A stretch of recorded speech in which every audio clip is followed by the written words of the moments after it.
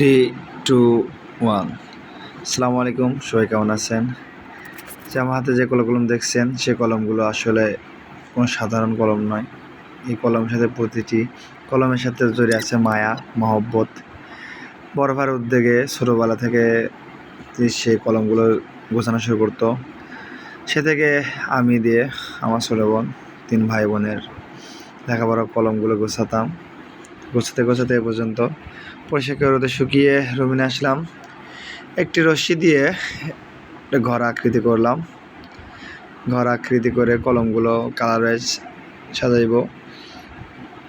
কলমগুলো চাইছিলাম যে কালার রাখছে, সো পরে কালারে রাখলাম। শুরু করলাম কলম দিয়ে ঘর তৈরির কাজটা। সো যেহেতু প্রতিটি কলমের সাথে অনেক স্মৃতি জড়িয়ে আছে, তাই কলমগুলো খুব যত্নের সাথে ঘর বানানোর কাজে লাগাইছি।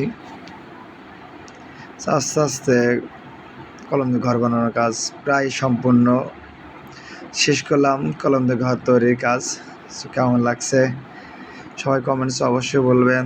সে পর্যন্ত সবাই ভালো থাকেন, সুস্থ থাকেন। আসসালামু আলাইকুম।